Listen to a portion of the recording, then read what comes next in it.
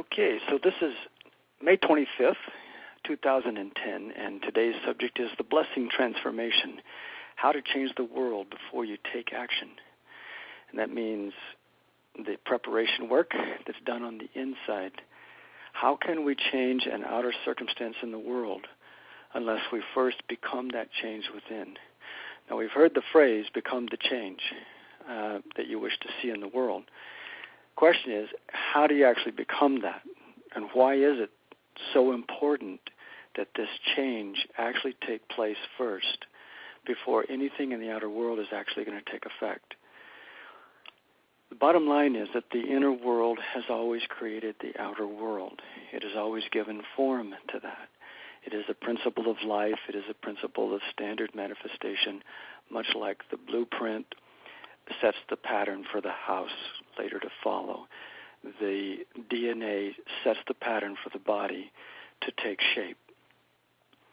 And so it's necessary for us to understand that life has a series of laws with which it works, and that if we are going to be successful at any part of it, then we must comply with those laws.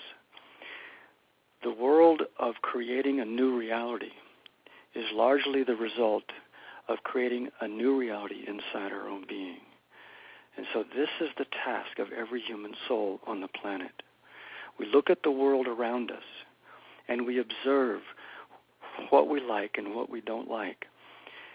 And then it's up to us to own the reflection if we want to be most effective at changing it.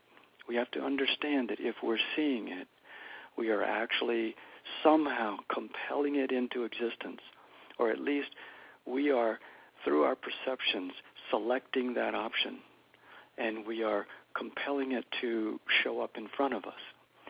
You know, the laws of physics are determining that unless we make a choice to look at something, it really doesn't pull out of the ethers and show itself. It manifests after the perception has been chosen. So if that's true, then it would totally correspond to the way the laws of nature are said to be working here. And so we see lots of evidence that this is true.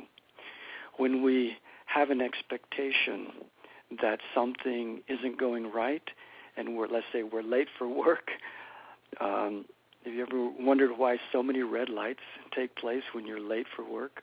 You're trying to get to the other side of town. So it happens this way. It's because we are under the perception that we are late. And so everything stands in the way, or we create our hindrances. On the other hand, have you ever had that time where you're relaxed and flowing and everything's going right and you're in the mindset that you're on the flow and you hit all the green lights instead? Well, that is a creation of your own world. It is a reflection of how you are manifesting reality.